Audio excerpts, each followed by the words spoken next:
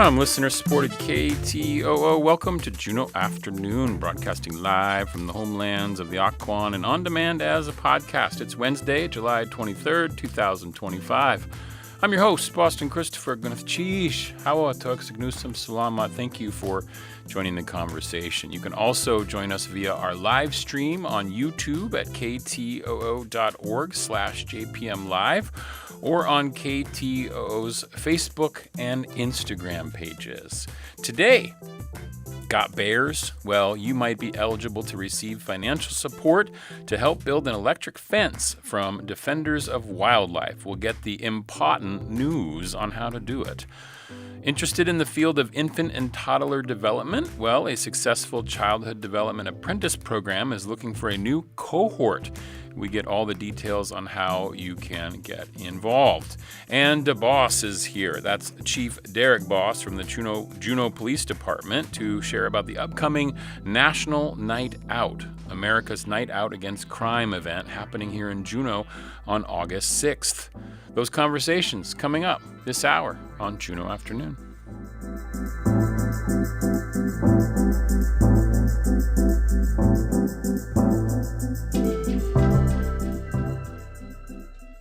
Support from Hanson Gress, seeking curious people who like technology, network engineering, and customer support. Opportunities for those who thrive on problem solving. Details at hansongress.com/careers. Sounds wild. Hi, I'm Riley Woodford for the Alaska Department of Fish and Game. On a warm summer night, a bear and her cub are running down the street in an Anchorage neighborhood. They've been causing a bit of trouble in past weeks, sneaking into yards and investigating trash cans and chicken coops. But they've just had a bad experience. They were drawn into a yard by the scent of chickens, but when the mother bear approached the chicken coop, she was zapped by an electric fence. The shock was a rude surprise, and she bolted with her startled cub at her heels. Bears hate getting shocked, and she and her cub are unlikely to return. In 2025, an increasing number of Anchorage, Eagle River, and Girdwood residents were raising poultry at home. However, people aren't the only ones with an interest in these backyard dwellers. Fish and Game received many reports of brown bears accessing or attempting to access chickens and other suburban livestock. Of the options available to help protect livestock, electric fences are one of the best. An electric fence can keep bears out of gardens or compost and away from buildings, chicken coops, and other animal enclosures. Be sure that weeds and vegetation don't grow up and touch the fence. A fence tester is an easy way to check to be sure a fence is working properly. The Fish and Game website offers videos, advice, and tips on how to use an electric fence. For Sounds Wild, I'm Riley Woodford.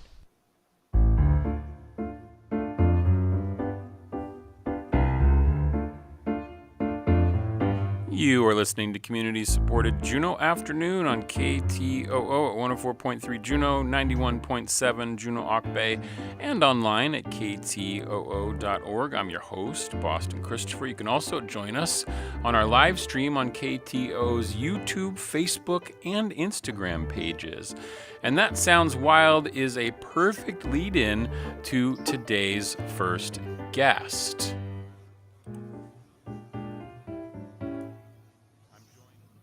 I'm joined now virtually by Isabel Grant, who is with Defenders for Wildlife. The organization does a variety of things, but today we are talking about bears and how we can coexist all together.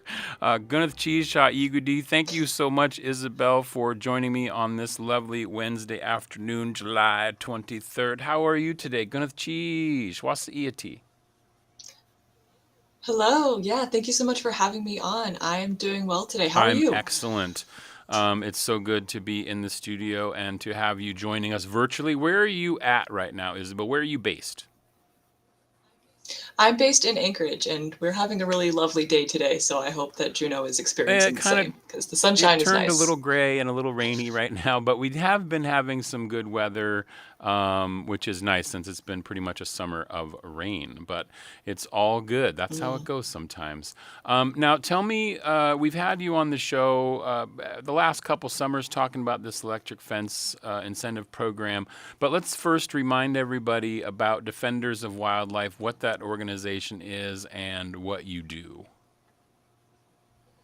Yeah, so Defenders of Wildlife is a national nonprofit organization, and broadly, our mission is to protect all native plants and animals in their natural communities.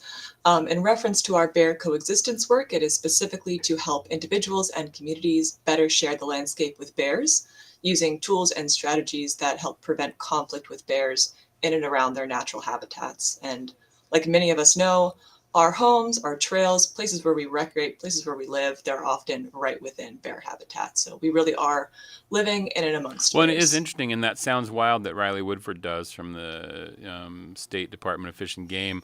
It's really interesting because he was talking about how people are, they're growing more stuff in their garden. There's all these people up in Anchorage and the surrounding communities that might have chickens or other livestock that might be happening around the state, and those are attractors, let's say, for bears, right? Yes, yeah. Bears like many of the same things that we do. So they're definitely interested in many of these, food sources that we'll have around our house for our use. And they love them. They love chickens. Bears will get into people's gardens. I think sometimes it's a misconception that there are vegetables and things that bears won't be into, but um, bears will eat that stuff as well. Pet food, livestock feed, compost, and of course your garbage, things like that. Those are all very attractive to bears because they're very low effort ways for them to continue to get calories throughout the summer as they're preparing for that winter denning period. Now, we want to, and part of the mission of Defenders of Wildlife is to, in essence, coexist, right? We're not trying to get rid of the bears, but we're trying to figure out how we can all share and occupy the same space. Because I'm imagining that the facts or the figures or the whys of, what do bears offer in sort of the, ecological climate, and why are they important? Yeah, well, one of the big things is bears are seed dispersers, almost as important as birds in the ecosystem, spreading around seeds from various berry producing plants, helping to fertilize the soil for trees and for plants to uptake nitrogen from salmon as they spread those carcasses around both beside river streams but also deeper into the forest. Those carcasses also provide resources for scavengers, birds, smaller mammals. So they are really integral to the ecosystem, and they help kind of shape the ecosystem around Southeast Alaska, which then people kind of depend upon for their food sources, for recreation, for tourism as well. So bears are very much tied to our We like lives. them.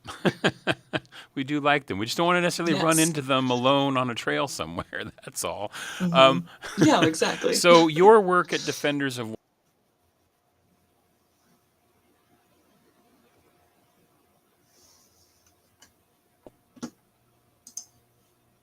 Hello?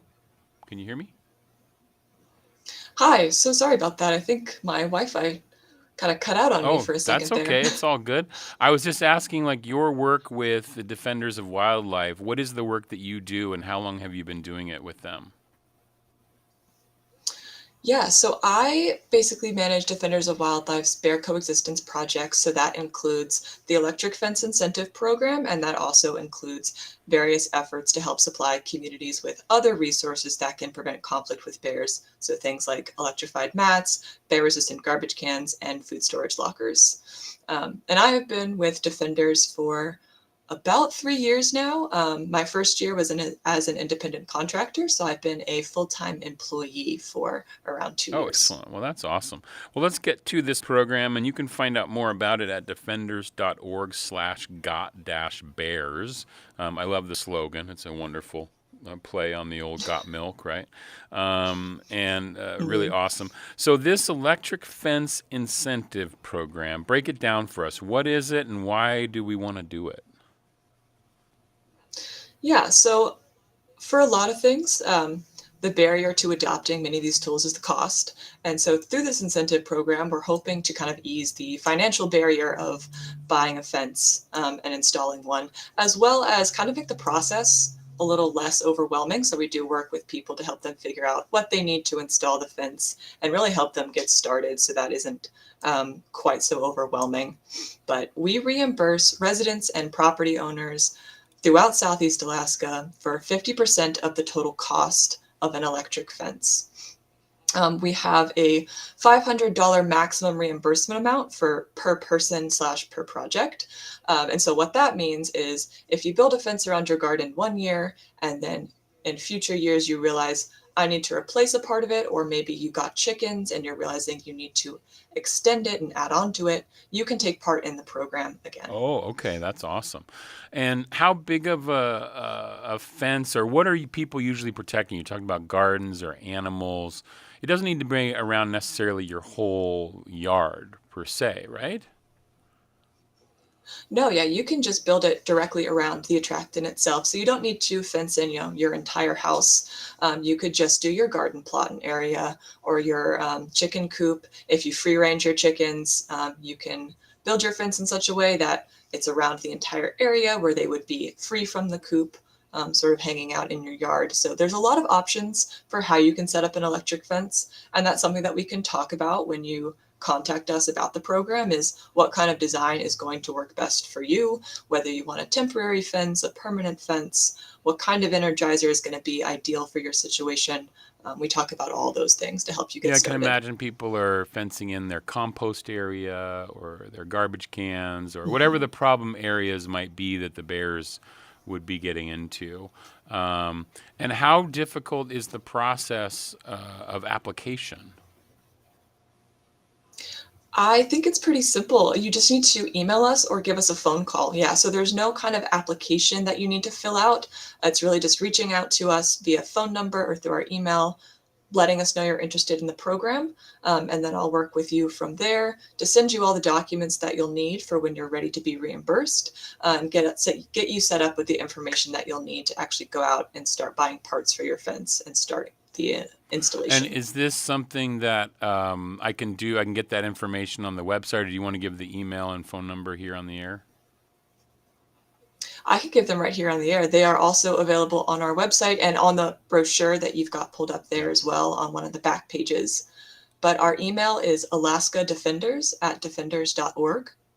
And our phone number is 907-276-9453. Okay, great. Yeah.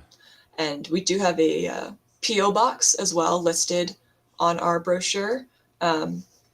We've had some earlier versions of this brochure around in communities, but we did recently go fully remote. So our old office that's on some of our older brochures is no longer correct. So for anyone who is looking to take part in the program and you have a brochure that lists an office that is not a PO, if you want to submit documents through the mail, you should use this PO box. And when does the program, what's the best time for me to apply? Can I do it any time, or is there a specific period of time that we want to be within? You can do it at any time, yeah. And we don't have time constraints as to when you have to have a fence built when you contact us. So you can contact me this year, and if you can't build something until next summer, that's totally fine. We operate our reimbursements on a first come, first served basis. So once you reach out to us, I add you to our reimbursement waitlist, and then I'm able to reimburse you as soon as you are ready to be reimbursed. So when you're able to send me your receipts, your W-9, this incentive form that's on the back of this brochure, and some photos of your fence, I'll be able to start working on the forms and get your reimbursement. Basically, it seems like you're providing an incentive of up to $500 of reimbursement for this fence to get people making this happen a little bit more. And as we heard in that Sounds Wild piece, some people feel, and I think we talked about this last summer too, Isabel, but some people feel like, the electric fence is, is bad, or we don't want to shock the animals. Can you speak to the safety of that, or to the rightness of having an electric fence? Mhm. Yeah, so I think the biggest thing is modern electric fences are designed to be non-injurious to both people and wildlife. So even though the shock is something that's painful to bears, ultimately it's not going to cause them any long-term harm.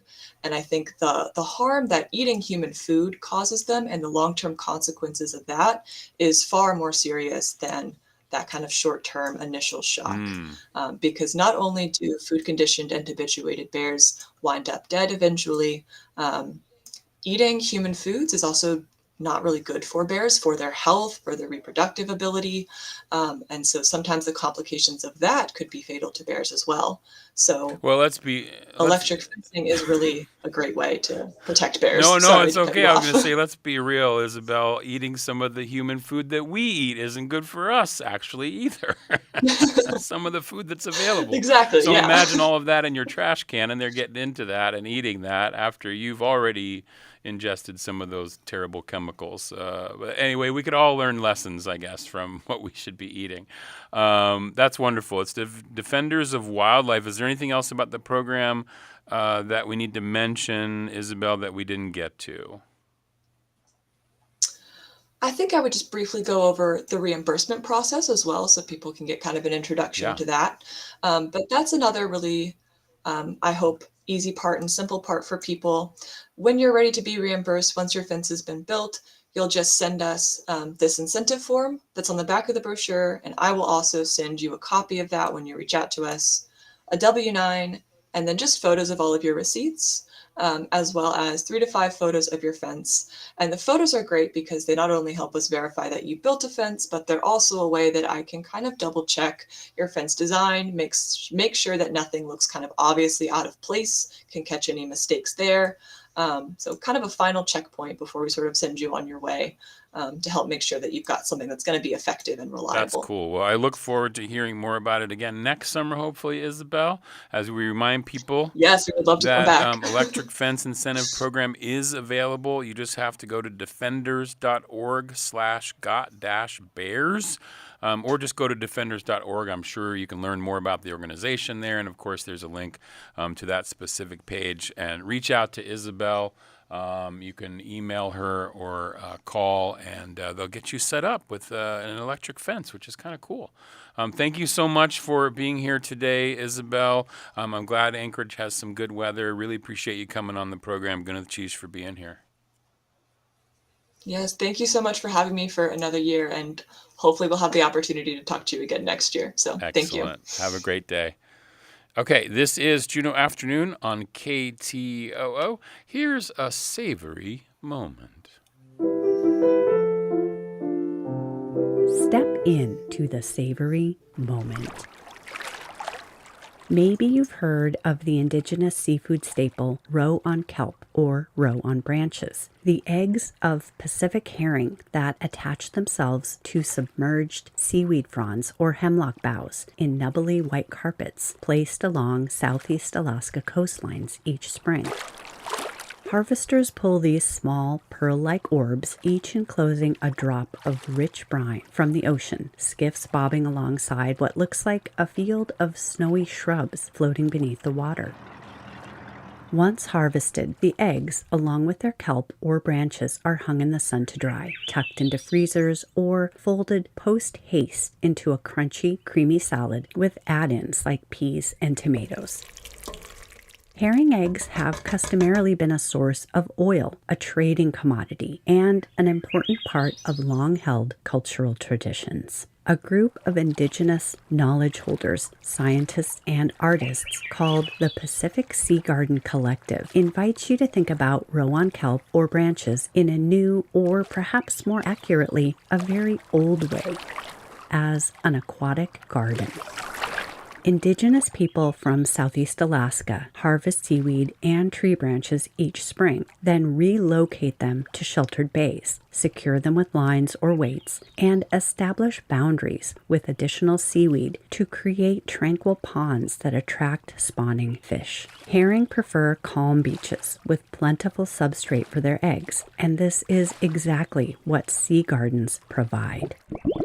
According to the Indigenous Aquaculture Collaborative Network, herring egg gardens are closely tied to ecosystem stewardship. In traditional harvests, a portion of egg-laden branches or kelp is left behind in each year's plot to ensure that future generations of fish will hatch, grow, and return to renew the Pacific herring cycle of life. Find a link to the article Herring Egg Gardens of the Northwest Coast and a recipe for herring egg salad at savorymoment.org. From the studios of KCAW in Sitka, Alaska, I'm Beth Short Rhodes. Whatever is on your dinner table tonight, may you savor the moment. Support for Juneau Afternoon comes from Heritage Coffee Roasting Company, providing Juneau with locally roasted coffee for over 40 years. With cafes and drive-through locations throughout Juneau. More at heritagecoffee.com.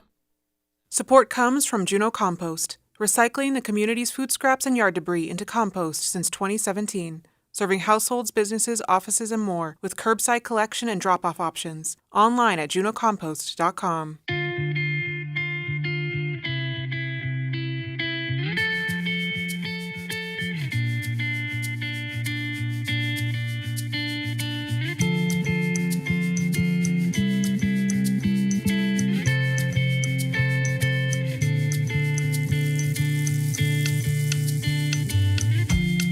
This is Juneau Afternoon from your listener-supported public media station, KTOO. I'm your host, Boston Christopher. You can also join us on our live stream on KTOO's YouTube, Facebook, or Instagram pages. Have you ever thought of or know someone who is interested in early childhood development but don't know where to get started or how to go about next steps? Well, the Southeast Alaska Association for the Education of Young Children, otherwise known as AEYC, has a childcare apprentice program that may be for you. And after a successful first cohort, they are now looking for more folks to go through the program. I'm joined now in the studio dedicated to Carolyn Hobbs Peterson. I have Blue Shibler, who's the executive director of the AEYC, as well as Tess Olympia, the success coordinator at AEYC. Gunath Chish Wasiiti, how are you today, Blue? Great. Thanks for having us. Of course. And Tess Wasiiti, how are you? I'm great, thanks. Absolutely wonderful. So you were all here a couple years ago when we were launching this program with the first cohort. Blue, how did it go? Amazing. I have to say that my main role in the success of the cohort was hiring Tess to design it. She really started from scratch. We didn't have any models to follow in the state for childcare. There are apprenticeship programs in lots of other sectors, but childcare was new. And after she and I both have worked in the sector for a really long time, and we just really thought that childcare providers and early educators would appreciate this more formal.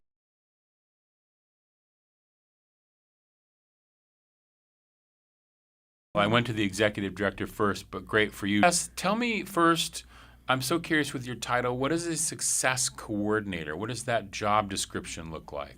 Yeah, well, at first I was just a program coordinator, but as we got started, I decided to change my title to Success Coordinator because that better matched what my role really was supporting apprentices through their program and really to lead to their success. And everything I do is for their success. That's awesome. Okay, so let's talk about this program.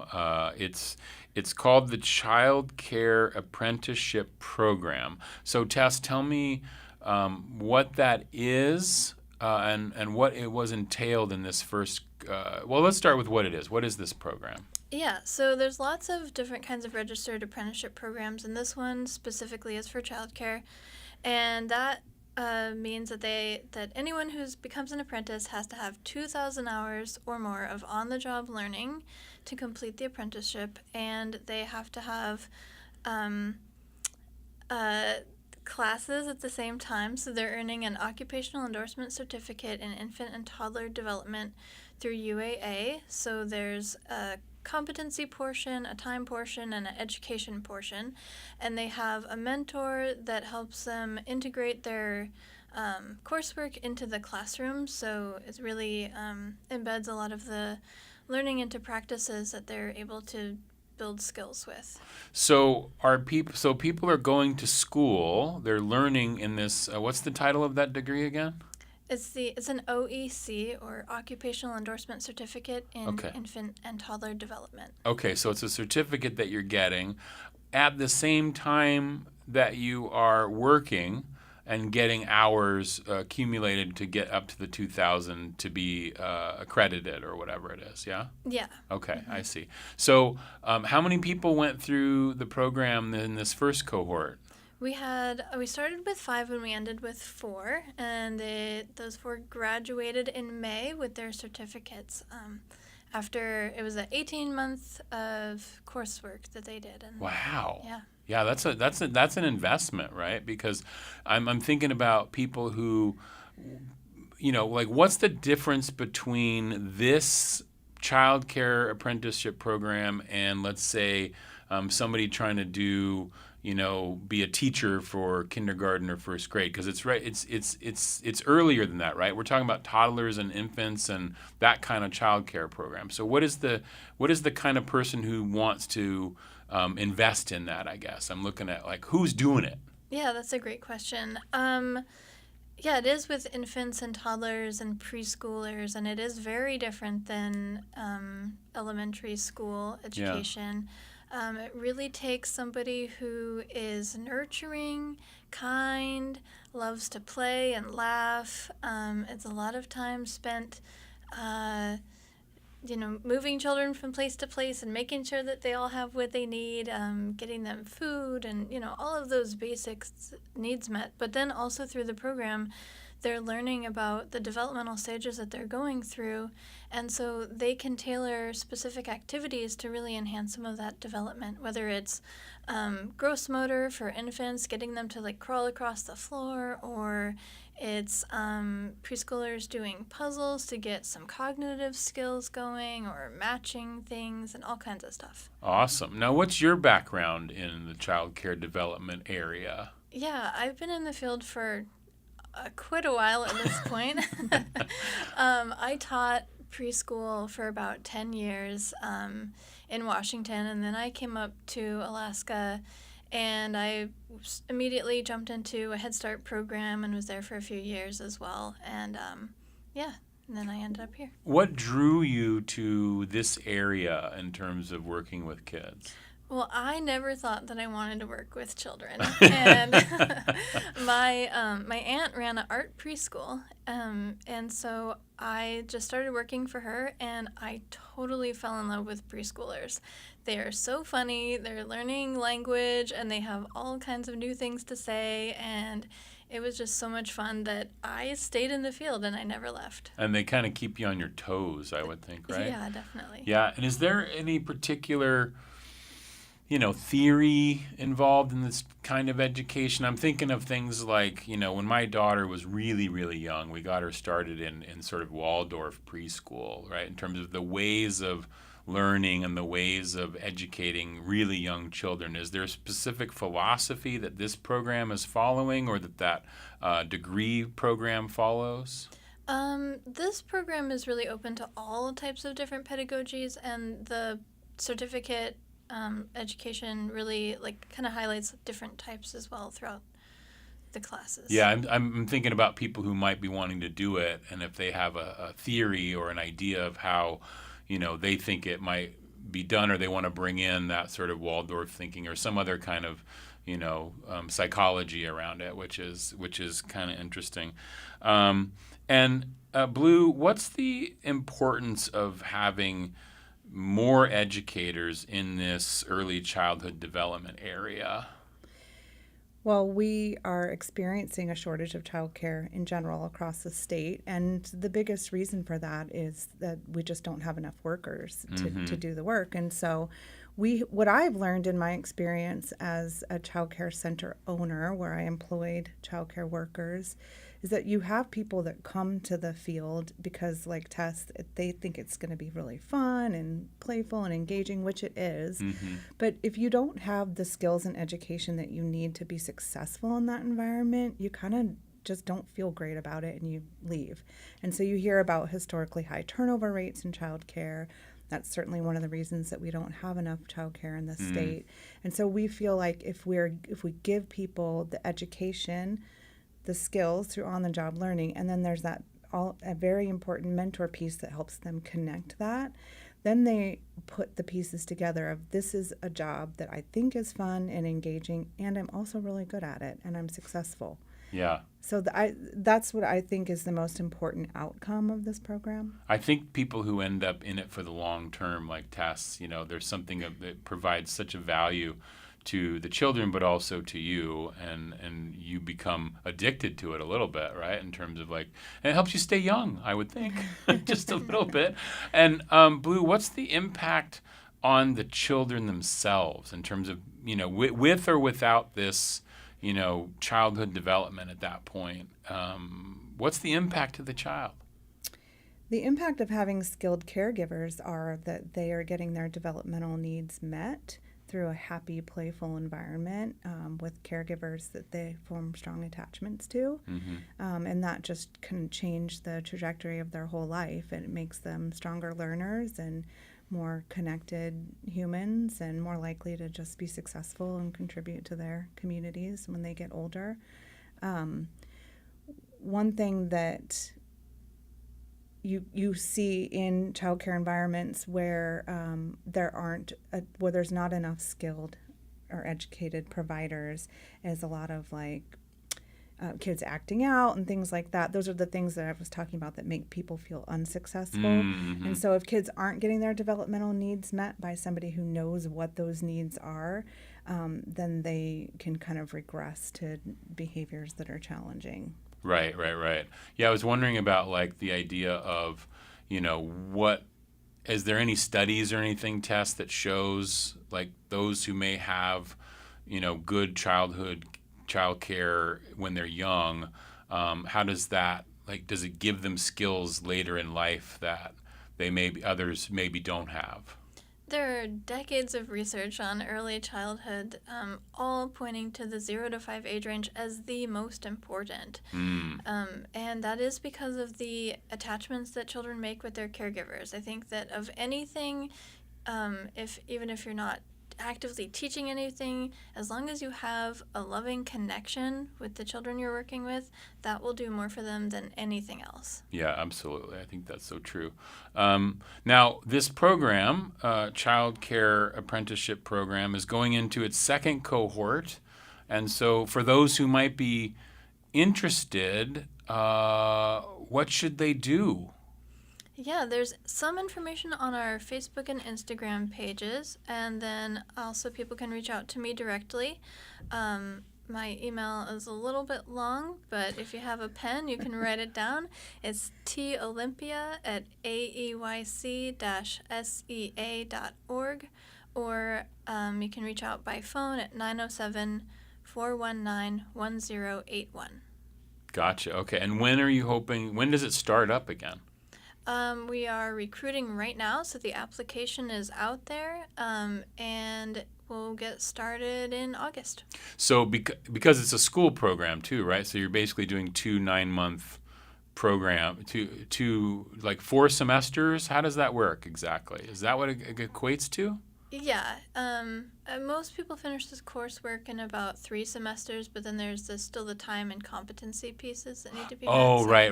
You have to do, yeah. Yeah, some people do finish within that 18-month span. Your 2,000 hours Yeah. and whatnot. Because you may not be having a job at this right away. You might be getting some skills in the classes and then get a job in that area, right? And do you help place people into specific areas that they can get this 2,000 hours? Yeah, in this last cohort, we did help place people in their on sites, and that worked really well. And I just do want to give a big shout out to all of the apprentices who joined our program when it was brand new, and it was new to all of us, and they helped us get started, and they have been so amazing throughout, and they're just watching them grow over time has been so great. And are they working to try to get placed into workplaces now? Is that what happens? They're in their workplaces. They're in there. They've stayed, and so when we talk about retention, they've stayed in the programs pretty much that they started in. They did move around a little bit. It's important to find that right fit. But they've all stayed in the field, and they will actually be like the journey workers for the next cohorts. Oh, interesting. They can serve as mentors. Handed down, right? Yeah, Handed because down. they That's have kinda they cool. have a certificate from the Office of Apprenticeship, from the Federal Office of Apprenticeship. Oh, that's so cool. I really love that. And is there anything else that we need to mention about the program that people need to know? Do you have to have any prerequisites or anything? Nope, no prerequisites, but people should know that tuition is free and paid for, and we provide all of the books and laptops and everything that they need for those classes.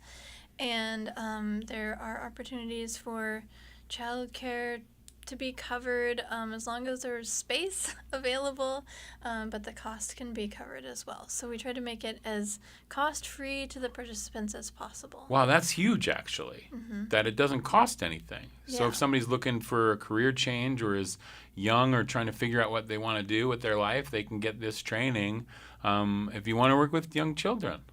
That is so cool. That's a big piece. Yeah. That's giant. That's so good. Okay, give a shout out one more time to the website where people can get information and where they should go, and they should do it soon because it's starting up really quick in like a month or so. Yeah, the website is AEYC-SEA.org, and then we also have a Facebook and Instagram that people can find us on as well. Awesome, that's so good. And Blue, did I hear a rumor that are you all changing your name? Yes, we are. Eventually, right? Yeah. Not yet. Right. Well, we've announced it. We're morphing into something called the Southeast Childhood Collective. We're just still working on like the business aspects of it before we like formally make the change. I see. I got you. That makes sense. Okay. Excellent. I heard that. I wanted to verify because it'll make the website easier probably in the long run someday, right? Yep. Absolutely. Well, it's the Childcare Apprenticeship Program. It's happening now. If you want to get signed up, if you're interested in working with kids or know somebody who's interested in looking for that career, this may be the opportunity. And you can reach out to Olympia at AEYC-SEA.org or give them a call. You can find their phone number on the website at AEYC-SEA.org. I'm so excited for the second cohort. You'll have to come back again in a couple years and tell us how that one went because the program's just going to keep on growing and growing. Gwyneth Cheesh for being here today. I really appreciate it. Thank you. Okay, up next, we will talk to Chief Derek Boss from the Juneau Police Department. But first, this week's edition of Our Living Lands from Native Voice One.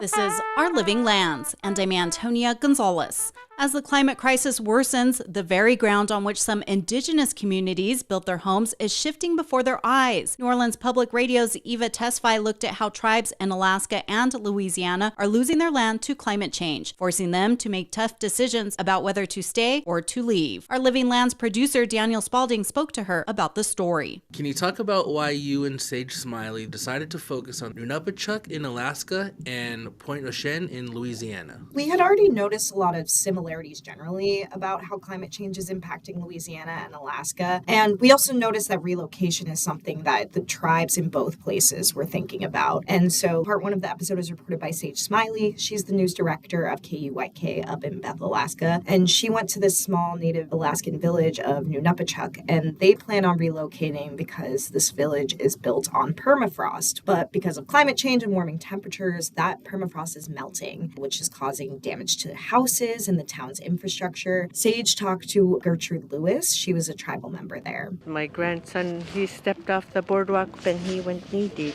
We had to pull him up. We lost his rubber boot. When you were a kid, could you play on the tundra? Everywhere. Everywhere. We went everywhere. And now you have to stay on the boardwalk. Stay on the boardwalk. I, on the other hand, chose to focus on Point Ocean in coastal Louisiana. They're also losing their land due to sea level rise and coastal erosion. And I knew that Point Ocean was right next to another tribal community, Ile de Jean Charles, that actually ended up relocating due to sea level rise. But Point Ocean was adamantly saying, like, we're not even considering moving. It's really important for people to hear from communities like Point Ocean to understand why people who live in these precarious places that are getting even more precarious because of climate change, like why those people want to stay where they are. What is Point Ocean like, and what about the place do you think makes people want to stay there? It's really this like beautiful, like coastal, like wetland community. When I first got there and I pulled up to the marina with Cherie Mathern, we saw dolphins like immediately, like they were just right there. And it's really just a beautiful place. You can hear about it from Cherie Mathern herself. She's the tribe's cultural heritage and resiliency coordinator. My husband is a craft fisherman, so he has caught sharks in his cage. He has caught stingrays, turtles. But yeah, so we have just this very diverse ecosystem. Fishing is really important to people in Point Ocean. For many of them, it's not only their jobs, but it's this way of living that's been passed down from generation to generation. And basically the area is just home and they don't want to lose their connection to it. What are some of the unique challenges facing Indigenous people in Louisiana? I think what's interesting about Louisiana is we have quite a few small tribes along the coast. And so the issues they're facing have a lot to do with intensifying hurricanes. And a lot of those tribes, those small tribes along the coast, don't have federal recognition. It's really hard for them to get all those resources that other towns and communities benefit from the federal government and from FEMA for relocation or adapting in place. Are these communities and others in similar positions getting help from federal and state governments? In 2020, the Government Accountability Office released a report, and they basically found it's really difficult for any community to use federal programs for relocation because none of them actually address climate and migration specific. And there isn't any one federal agency that is specifically tasked with helping communities relocate. And we need that because relocation projects are really expensive. In terms of money for adapting in place, like what Point Ocean was doing, we used to have this program from FEMA called the Building Resilient Infrastructure and Communities Program. But the Trump administration canceled it earlier this year. What did you learn by reporting?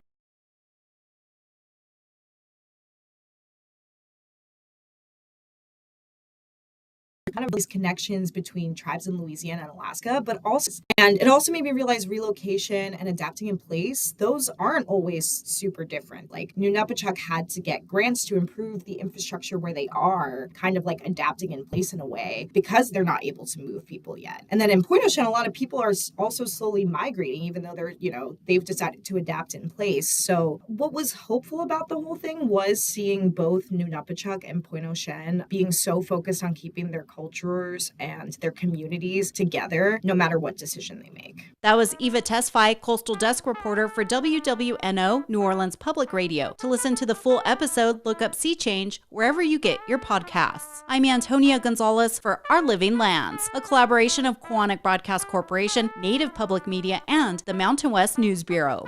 Native Voice One, the Native American Radio Network. Support for Juneau Afternoon comes from Alaska Airlines Club 49. Membership information available at club49hub.com.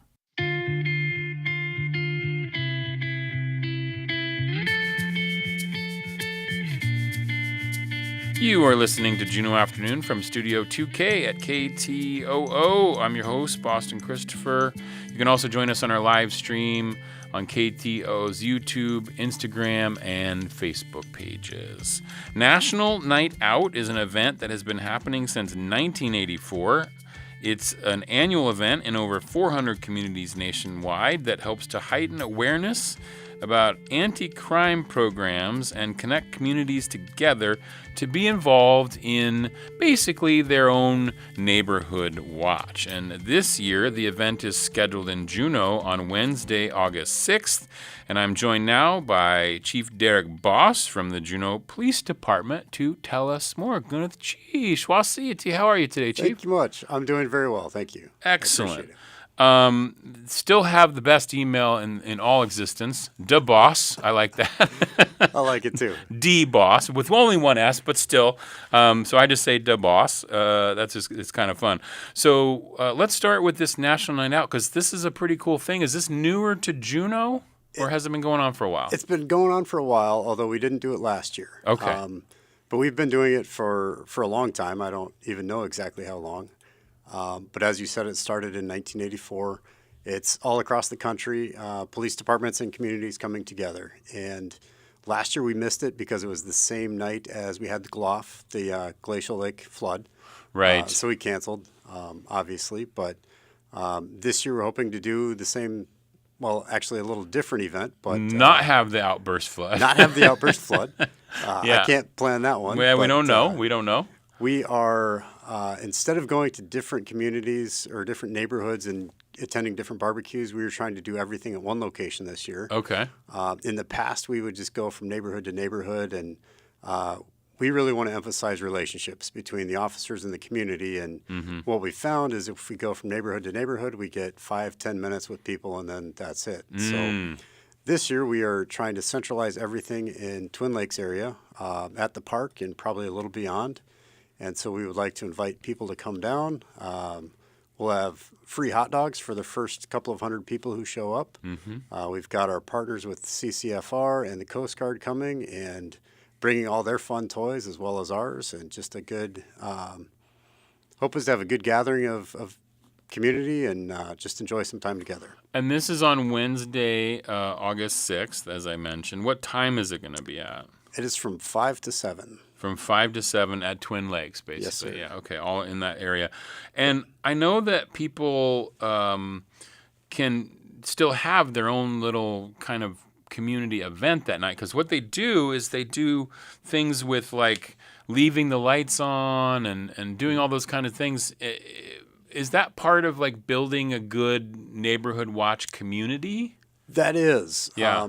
We're just shifting gears a little bit this year, and our focus is more on just relationships. Right, okay. We want to focus on individual relationships between our neighbors and our community and the officers. Yeah, that's great.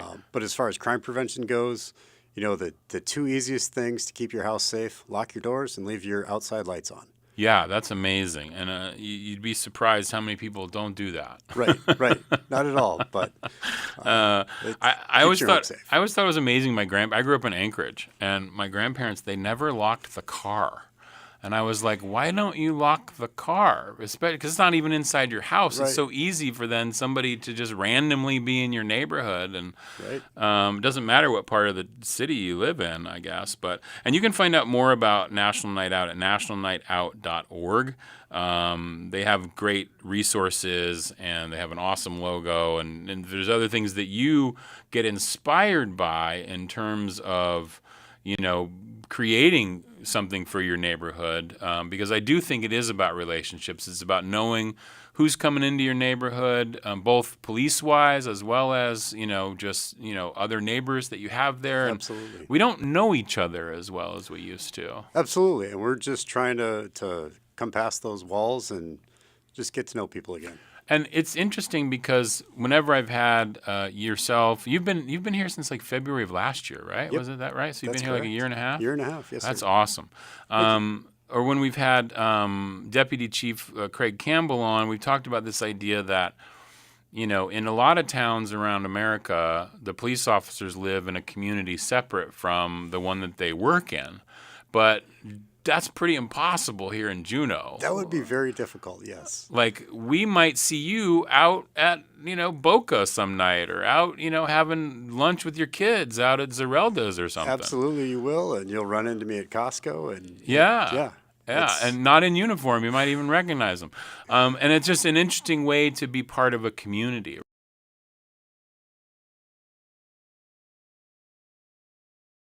The officers. Absolutely. Yeah.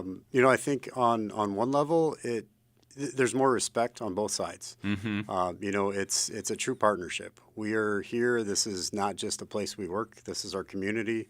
This is where we're raising our kids. You know, my friends are people who live here. Yeah. And so I think that that very much changes the dynamic. That changes our relationships. It changes how we interact with individuals. But I think the essence of that is there's more respect on both sides of the fence. It's not often that you live in a community where you might know the first name basis of the police officer who pulls you over for speeding. That's true. That's true. That's true. That would be just maybe a little bit awkward. But it could be awkward, and or not. You just go, okay, you caught me, you got me. I was a little over the line there. That's all good. But it does create I feel like it creates a wonderful sense of community for Juneau, and just how personable it is. And so this event, National Night Out, that's just it's a great thing to be able to say, hey, maybe I don't know the officers that are in town. I haven't been pulled over recently. Which is good. Which is a good thing. I haven't done anything else illegal. That's good, That's too. also good. But police officers interact with us in so many different ways, not just for us doing things wrong, right? There's so many things that happen in our community that we rely on the police officers and the other partners, the Capital City Fire Rescue and all of our other partners. And I know on the website you all still have listed things about being a block captain, but we're not necessarily doing that this year, right? We're not doing that this year. Okay. So when you're reading that on the JPD website, don't worry about that. That might come back next year. This year, everyone's getting together and being in one place at Twin Lakes on August 6th from 5 to 7 p.m. Get some hot dogs, meet the police officers, say hi. And there might be some new officers that you get to meet because you have been recruiting actively. We talk about it a lot when you all are on the show. Yes. And joinjpd.com. And you're still looking for where are we at in terms of our number? We have, as of Monday, we have 11 openings for officers. Okay. And you will see new faces. We've hired 12 or 13 new officers in the last year, which is great. But we still have room to add more. We're also hiring dispatchers. So if being a cop is not for you, that's okay. We have other jobs available too. And they're all listed at joinjpd.com, right? Yes. Yeah, I always like to mention that. You don't necessarily have to be the one on the street doing That's the right. policing. You can just be involved in other ways. And I think last time, maybe a few months in the spring, there was somebody wasn't there somebody coming from Florida who was transferring in? We've got Florida, Louisiana, Colorado, a couple from Louisiana. Yeah. So wow. They're all looking at the hot weather in the south saying Juneau looks way better. So. Juneau looks pretty good. Living in a rainforest is all right with me. Absolutely. Now, part of the thing with the rainforest is it rains a lot, and a lot of times that can lead to more water filling up in certain places in our community. You talked about this last year, that your event was on the night that the glacier outburst sort of happened. Yep. You're pretty close. You might be pretty close to it again this year. We'll see. We don't know. That's Obviously, true. you can't predict that stuff. That's true. But tell us, in terms of from JPD's perspective, what are you all doing to prepare for this potential early August outburst? I would say a little broader than JPD. There's a lot of planning going on at the city level. Planning, preparation, and obviously we're hoping for the best with the HESCO barriers and with the flood itself to not be a big event, but we can't predict it like you said. So, we're planning as much as we can ahead of time, working with all our partners. I think for the community, a key is doing your own personal planning. As many people learned last year, prioritize what you want to get out of your house, have a plan of where to go if there is an actual flood, and just stay connected with all the communication coming out. CBJ is pushing a lot of information out on their website, and as we get closer and closer to a potential release, we're using every avenue we can to communicate with the public. So just stay in tune and be prepared. Yeah, absolutely. That is good. You can also follow along kto.org. They have a lot of things going on. I think you can go to kto.org/flood, and they're going to keep an eye on things as well and be out there and keeping people alert as to what's happening. So that's wonderful. Anything else happening at the police department? Chief Boss. I think that covers That about covers pretty it. much for the day. So. That's awesome. It's National Night Out. It's part of a nationwide communities coming together this year. The police officers and other people from Community Capital City Fire Rescue and others will be at Twin Lakes on August 6th from 5 to 7 p.m. Get some hot dogs. Meet those public safety officers who are working in your community and allow them to also get to know you a little bit. That would be great. Awesome. Yes. Chief Boss, thank you so much for coming in today. Really appreciate it. Gunneth Cheesh. Thank you. Here's a little Buddy Tabor with Peace Was Just a Dream I Had.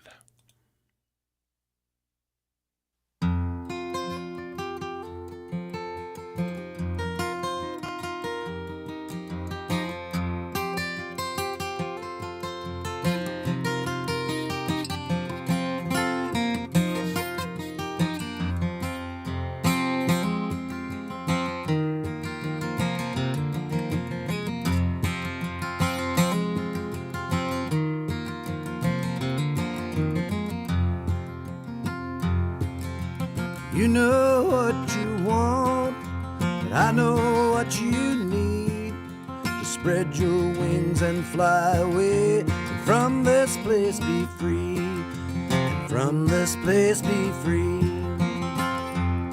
Oh, peace was just a dream I had. Here's a feather I have found, lying there so helplessly on cold and barren ground, on the cold and barren ground.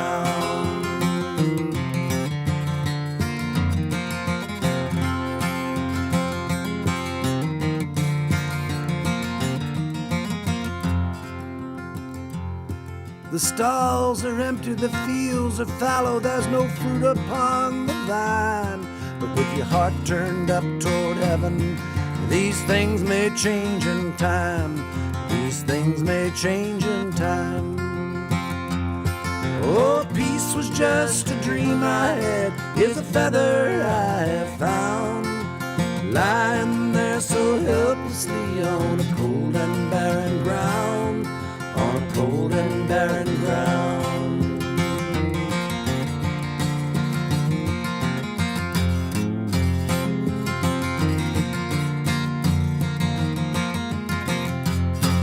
If peace were just a small white bird and mercy was her name, I'd pray to God she'd fly to me and ease my aching pain, and ease my aching pain.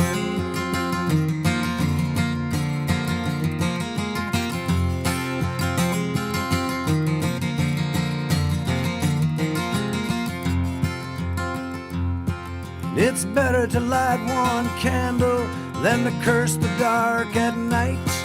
But when you light that candle, Lord, pray for the morning light. I said pray for the morning light. Oh, peace was just a dream I had. Here's the feather I have found, lying there so helplessly on a cold and barren ground, on a cold and barren ground.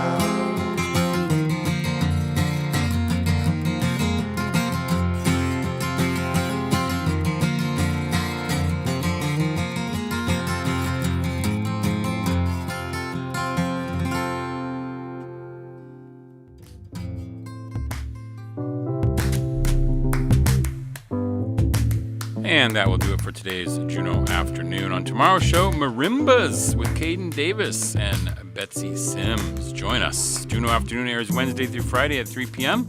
right here on KTOO Juneau 104.3 and KAUK Juneau Ock Bay 91.7. Hello out the road. Find the show online at ktoo.org/Juneau Afternoon, where you can listen to episodes, subscribe to the podcast, offer feedback or suggestions, or find out how to be a guest on the show. You can also find live stream archives over on KTOO's YouTube page.